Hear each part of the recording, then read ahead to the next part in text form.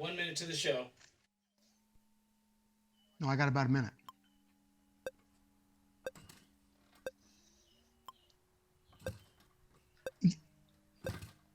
No, I can't really believe Roxanne won either. The interesting thing is, at least it's going to be a great season to watch. 3 weeks, 3 different winners between Sexton, Anderson, and Roxanne. And Tomac, exactly. It's not like the guy's asleep and you're not going to expect anything from him. Yeah, I heard a poem. He won a moto the other day. He won one at Hangtown the week before. He just hasn't put together the overall yet. But I think Sexton's got a lot more juice in him the more the season goes on. Caroli and Dungey, 5th, 6th, 7th, every week. Guy hasn't ridden in 5 years, 6 years. Yeah, no, it's going to be really, really exciting. I think it's going to be good. The show starts in about 10 seconds. So, okay? Yeah. Tell Gino not to miss his cue tonight. All right. I'll see you after the show. All right.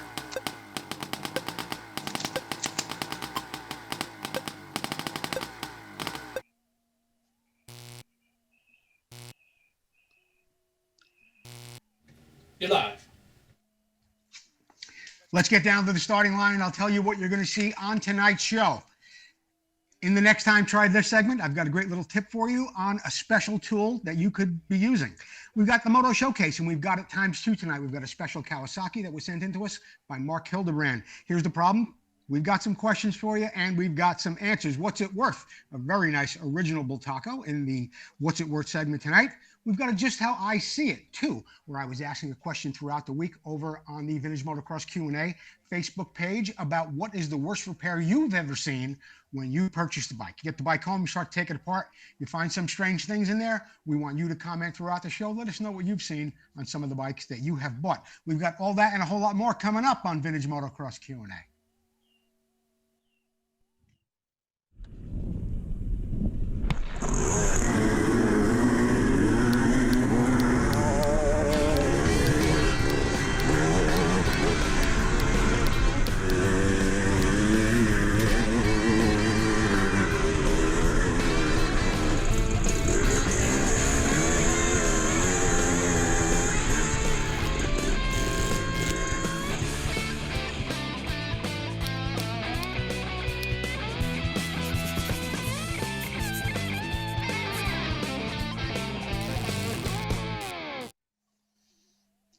Good evening, everyone. I'm Joe Abadi, and you're watching Vintage Motocross Q&A.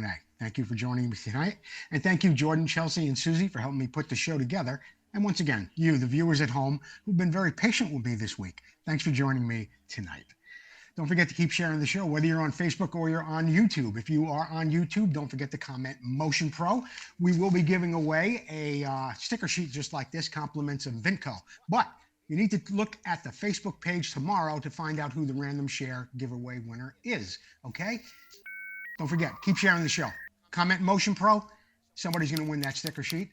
Our YouTube channel is going really, really well, but we could always use some more help there. You can see all the shows, all the interviews we've done. Once you subscribe to the YouTube channel, you get a little alert just like this. Tells you when we're live. You can watch it on your big screen TV because that's how the pros are watching it. They're sitting back on their big screen TV, commenting through their phone, really, really enjoying the show from the comforts of their living room. So keep up with us on YouTube. Don't forget to keep sharing.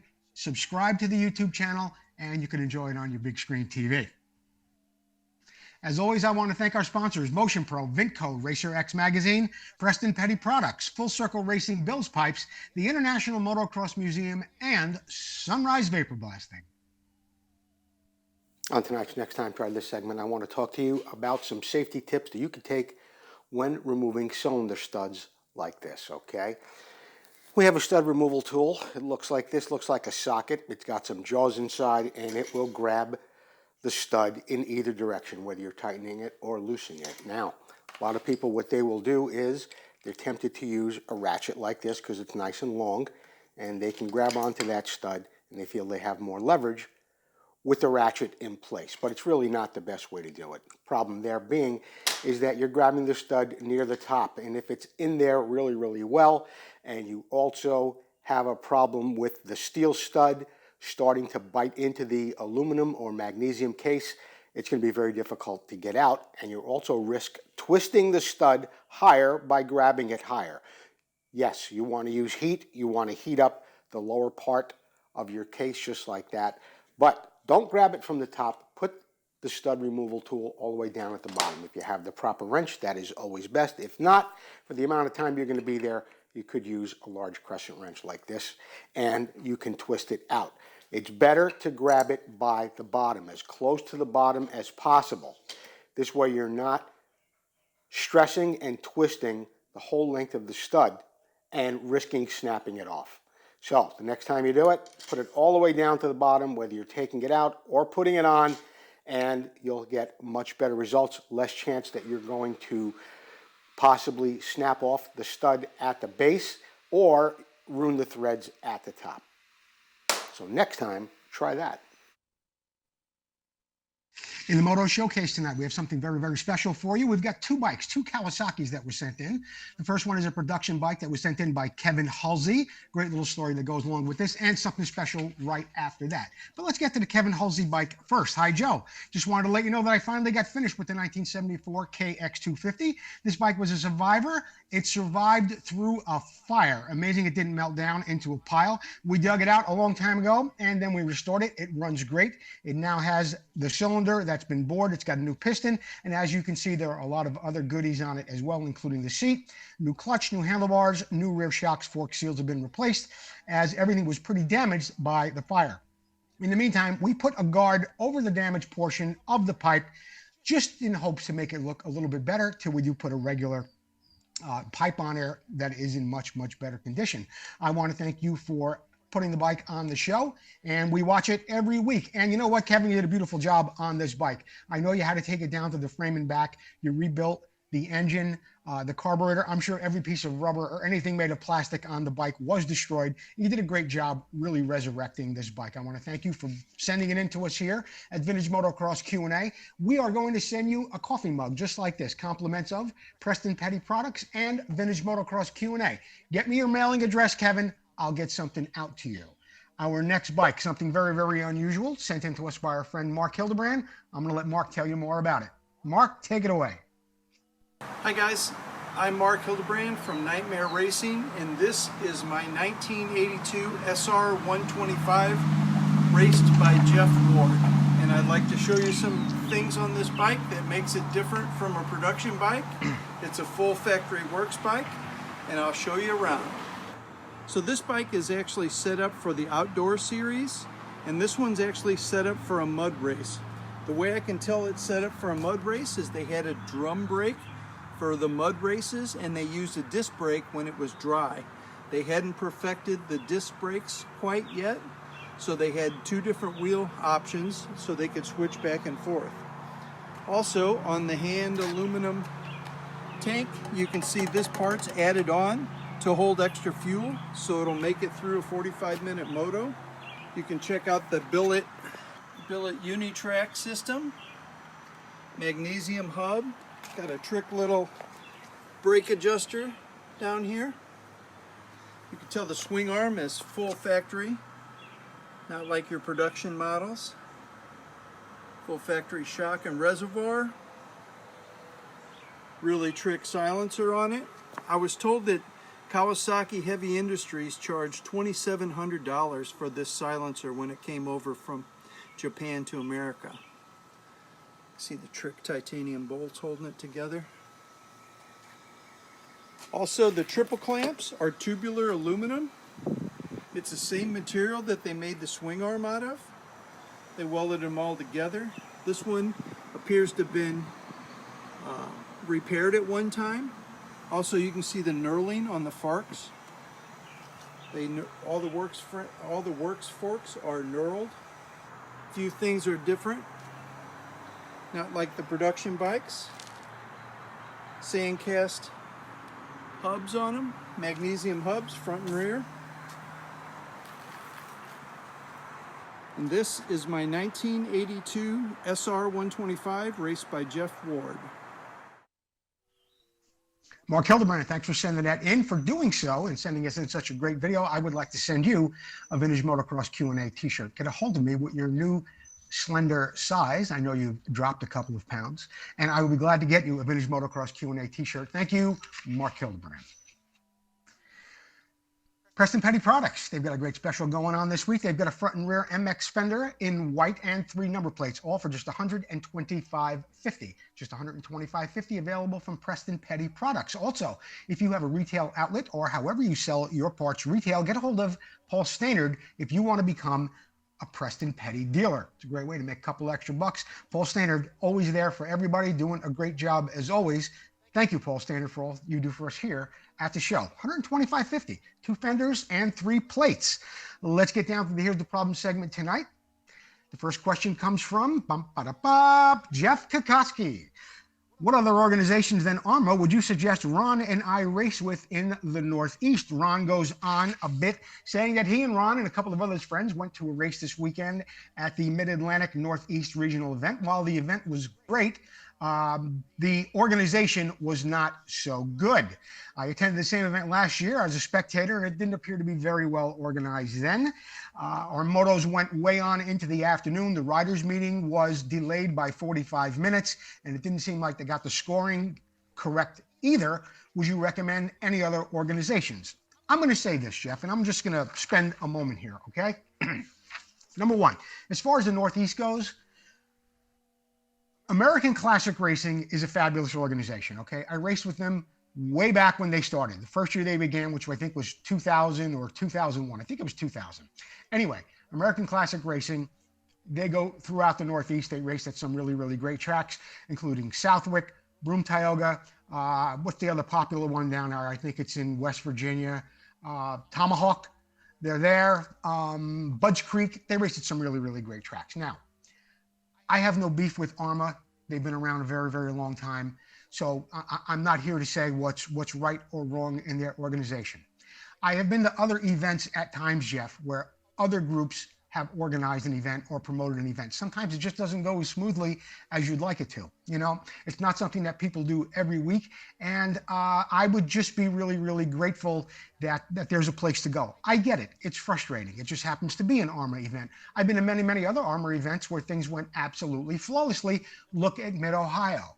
After all these years, Mid-Ohio is still an ARMA event, and there are hundreds, maybe 1,000 people racing over those 3 or 4 days. So, you know, you can't really fault the organization itself, but sometimes, you know, these little mom and pop operations that don't open up too often and only get so many tracks, it can be difficult at times. So what can I say? Go race with American Classic Racing. It's a really great organization, but don't give up on ARMA that easily. They've been around a long time, and they've done a lot for the sport as well. Thanks for the question, Jeff. Craig Smolin. Welcome back, Craig. Joe, your advice on sanding the base coat of my my KX80 and applying a clear coat worked perfectly. So glad I followed your advice. Check out the pictures, and here the pictures are. And there they are. Craig asked me about what he could do to really protect the paint on the gas tank of his bike. I think it's an aluminum, might even be a steel tank on that little KX80, I'm not sure.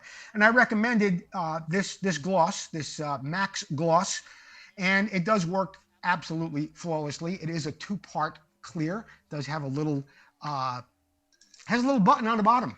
Once you press that button, you shake it up, that's it, you gotta use it. But it does a beautiful, beautiful job of laying down a clear coat on over a paint job like that, especially on a gas tank where you want the paint to be protected from gas. So yeah, Craig wet sanded it with 1500, then 2000, wiped it all down with a tack rag, and then applied this clear, and he says he absolutely loves it, and it looks great in the picture. Craig, thanks for getting back to us with that information. I always like to hear when I give a recommendation to somebody and it works out for the best. Thanks, Craig. Ben Mamola, I've heard you claim acetone is good for removing tank liners. It is. What about on a fiberglass tank? It is not really good for a fiberglass tank, and I'm going to tell you why. Some people may disagree and say, well, acetone is not going to hurt the gel coat. No, it's good at wiping off a gel coat. It's good at maybe wiping off and cleaning off resin from fiberglass work. But it's not something you want to let sit inside of a fiberglass tank for a couple of different reasons. Number one, it's probably going to eat through the resin as much as it eats through the liner that's in there. Yes, I had good luck removing liners with acetone on metal tanks. The reason why your tank, which is fiberglass, probably has a liner in it anyway was because it leaked. When you start to work away, or that acetone starts to work away, the liner that's inside the tank, it's going to head toward where that tank is split or it has a leak in it. It's going to get under the resin. It's going to get into the gel coat. It's going to cause a bigger problem. Not to be the bearer of bad news, but I think you're going to have to split the tank in two pieces. If you really want to salvage it, you're going to have to take out the bottom, remove all of the liner that's in there, probably re-resin the inside of it, and resin it all back together again. Do not use acetone in a fiberglass tank. I hope that helps, Ben. I'm Steve Wise. You're watching Vintage Motocross Q&A. We'll be right back.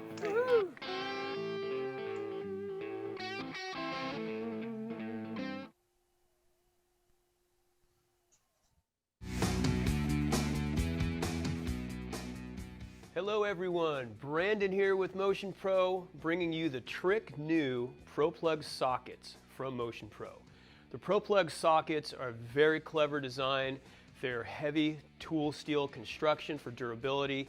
They feature a slim skeleton design for hard to reach heads and cylinders, and they feature a really trick, innovative retention system. This retention system is mechanical and it's not a rubber grommet, so you're never going to battle between the spark plug and the socket. So the socket is always going to be easy and firm to attach to the spark plug, but also it's going to be easy to remove. So you're not going to have to go fishing in those deep well heads to get that socket out. Now the socket features a couple of different drive components. You can use a 17 mil open end wrench, a 3/8 drive socket, as well as a through axle, right? So you've got a couple of different ways you can use this product. Now we have these available in 3 different sizes, and those 3 different sizes are 16, 18, and 21, available to fit most model motorcycles, V-twin as well as metric.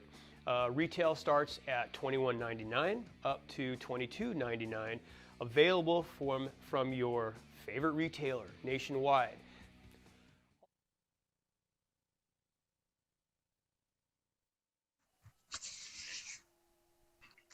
In the What's It Worth segment tonight, we're going to be taking a look at a 1973 Bultaco that recently sold on eBay. In fact, it sold on June 12th in Montana. This is the segment of the show where I encourage you, the viewers at home, to type in what your best guess is on what you think this bike sold for. So put on your thinking caps. I will give you the description. Jordan will go through the slides, and we'll get down to the nitty-gritty. Up for sale is a completely restored 1973 Bultaco Persang MX6. The bike is nearly 100% original. I'm a little confused. You just said the bike was restored. Anyway, the bike is nearly 100% original and completely restored from top to bottom. Anyway, frame and engine numbers are matching. Engine was completely disassembled and has all new bearings, and the seals were added. Has a new piston and rings. It runs, it rides, it idles great. The original forks have been polished. The rear shocks are a reproduction from Hughes Bultaco. All bodywork is 100% original except for the front number plate. The tank fenders and side covers are original and have been repainted. It has the original Bultaco stampings on the bolts and all the hardware, polished wheels and cases. It has Buchanan spokes laced to original Acron wheels. The bike has 2 pipes. It has a PFR pipe, a Proform Racing, and also comes with the original stock pipe. So a little bit of confusion in the description between original and restored, but it was a really, really nice bike. What do you think it sold for? Montana, June 12th, $5,000, $55,000, $6,500. This bike sold for $7,500. It does look pretty original in the pictures, but I'm sure if you saw it in person, you could tell what was done and what was not. Anyway, $7,500 for this 1973 Bultaco, Susie. Bultaco Persang. Bultaco. Full circle. Tom McCallum still has a great special going on. He'll powder coat your hubs front and rear. Just $50 a hub for a satin or a gloss black finish. For $10 more, he'll make it any color you want. For $10 more, he'll do the backing plate as well. Okay? Get a hold of Tom McAllister. for that special going on. In fact, he's got a set of Bultaco hubs of mine up there right now that we're doing, and I'm anxious to get them back. When I do, I'll show them to you here on Vintage Motocross Q&A. But anyway, spokes, nipples, rims for an off-road bike, an on-road bike, adventure bike, trials, you name it, Tom McAllister at Full Circle Racing has what you're looking for. Thank you, Tom, and thank you for the shirt. Did you know? This is an interesting segment of the show where I hope to tell you something that you did not know, to expand your mind a bit when it comes to vintage motorcycles, vintage racing, and just things that have been going on. Now, everybody remembers this picture from 1979 from the Oakland Supercross. This is where Jimmy Weinert absolutely demolished the competition using that paddle tire. A couple of weeks later, the paddle tire was banned, never to be seen again. But you know what? Two really, really great racers missed that race that night. And this was brought to my attention by Chris Goyon. I didn't know about it. And I have vast, vast knowledge of vintage motocross. But I didn't know about this. Two riders who did not make the event were Tony DeStefano and Marty Tripes. Tony DeStefano, there he is in the picture. He is, there's Tripes holding his hand up like that. In between them is Jimmy Ellis. And then in the Suzuki outfit is Tony DeStefano. But from what I understand, and I read about it too, Chris Goyon sent me an article. Marty Tripes did not have a jersey with his name and number on the back. He was just getting sponsored by JT at the time, and they didn't get him a jersey in time. And he had forgotten his Honda jersey at home, thinking that he'd be wearing the JT jersey. Anyway, without a jersey with his name and number on it, he was not allowed to ride. Tony DeStefano got a little banged up earlier in the afternoon. They didn't have the ash thirst thing like they have now, where doctors can check you out with all types of x-ray machines and things like that. So what they said to him was, Tony, you have to go to the hospital for an x-ray. If you make it back in time with a clean bill of health, you can ride the race. Tony went to the hospital in his full outfit, went there, got in, got the x-ray, got a clean bill of health. Nothing was broken, but he did not get back in time and was not able to race. Jimmy Weinert was the winner. DeStefano and Marty Tripes did not get to race that night because of an x-ray and a jersey. Chris Goyon pulled one out of nowhere. Never heard that story before, but it's a good one. Did you know about it?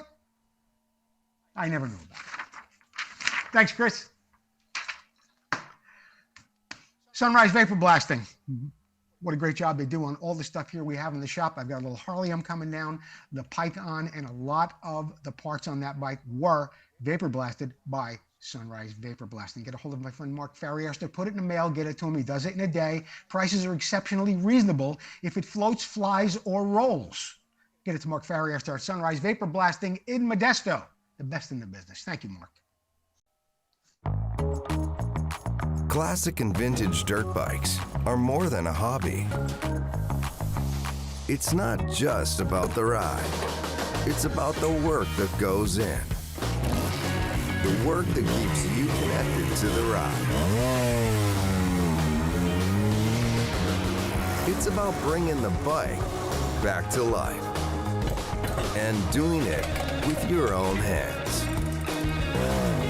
It's about the adrenaline and adventure. And when it comes to putting all the pieces together, only Vinco knows the bikes and parts the way you do. Vinco, keep the ride going.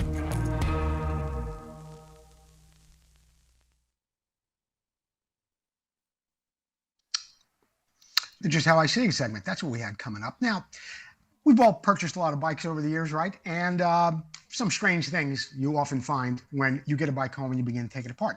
I can remember finding socks over air boxes, all sorts of things that you could just never imagine. On a recent bike that I was doing, the little Harley Baja had a carburetor on it, and it looked like a hardened piece of rubber on top of it, like a rubber dust cap that you see on top of carburetors. Well, when I got to it and I grabbed the hold of it, I realized it wasn't rubber. It was actually JB Weld or marine epoxy. That ring was gone and the top of the carburetor was held on by marine epoxy. So it began to make me think, what were some of the things that you may have seen over your years in restoring bikes or buying bikes and selling them? I had a little list here of people that sent in a list. Anyway, I put a thing up on the page this week, and some of the people that had responded had said things like one of them found a 10-inch long extension cord down the fork of their Suzuki RM250. Another person said that someone made a swing arm pivot from a long bolt and welded on a lug nut from a Chevrolet they had recognized, and there was a host of other things. So I'd like you to comment right now while you're watching the show. What are some of the more unusual things that you have seen in your years? You buy a bike, you get a deal on it, you get it home. What have you found? Anyway, I know the name of the segment is Just How I See It, but sometimes you just can't see it. The Chris Goyon thing, that was, I wanted to thank Chris Goyon from the previous segment.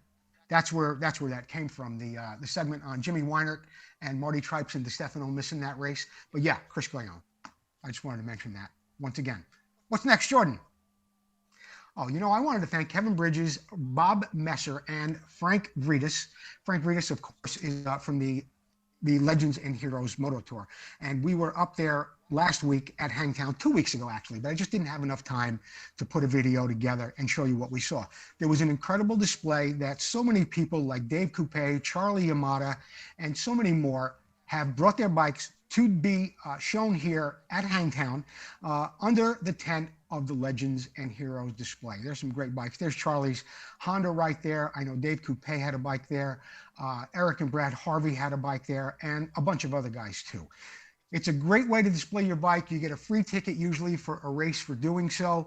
And I just wanted to thank Frank Vredes, the Legends and Heroes Tour, and of course, as always, Kevin Bridges, Bob Messer, and everyone at Dirt Diggers North for putting on an absolutely incredible race there 2 weeks ago up in beautiful Rancho Cordova. Yeah, there's Ryan Lester's KX. Yeah, we had some 90s bikes in there too. And I think my friend Darren Hammond, I think he got here somewhere in this video too. Is he coming up, Darren Hammond? No, maybe not.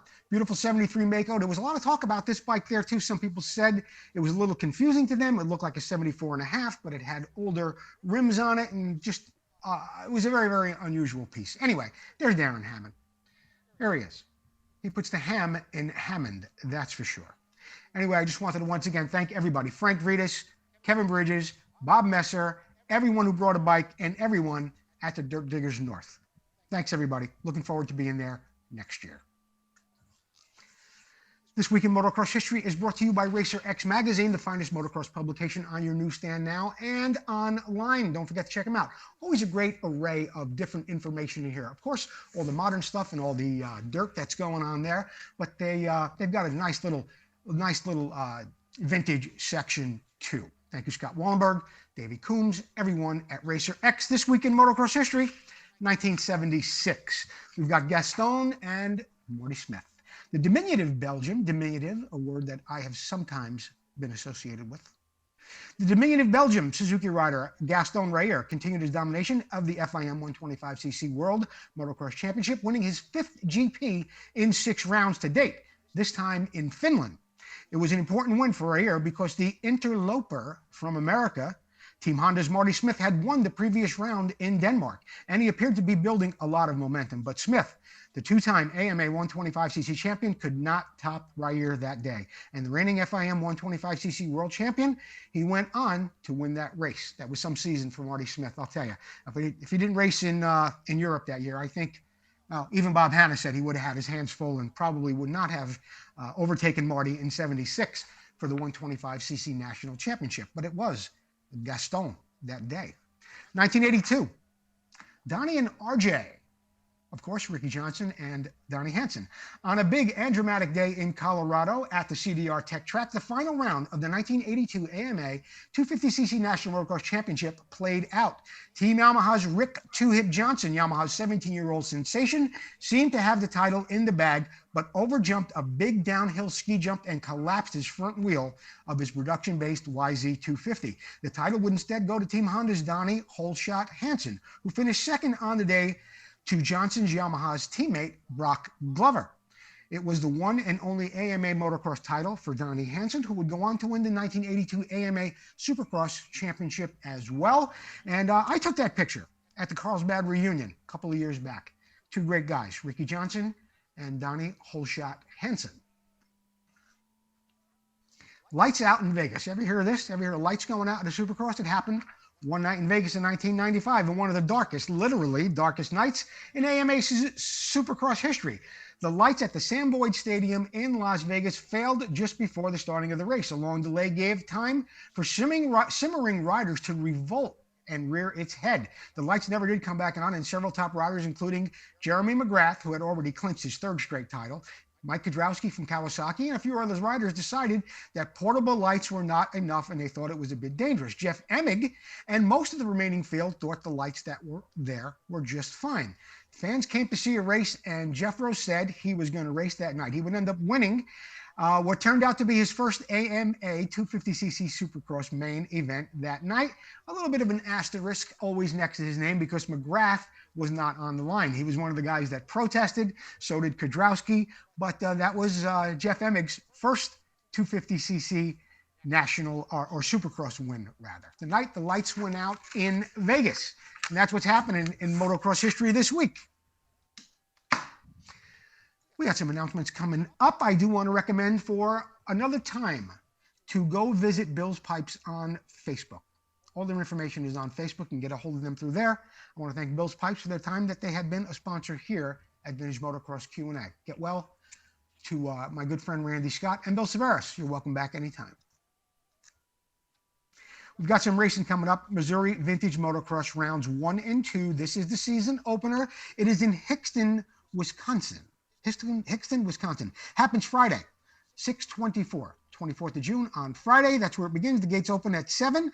And on Saturday and Sunday, there's racing signups begin at 11. There's Modern Vintage Evolution, Women and Youth. Get out there for the season opener. American Retrocross has got a race coming up. Rick Dougherty and the boys will have an event going on Sunday, June 19th at Glen, Helen.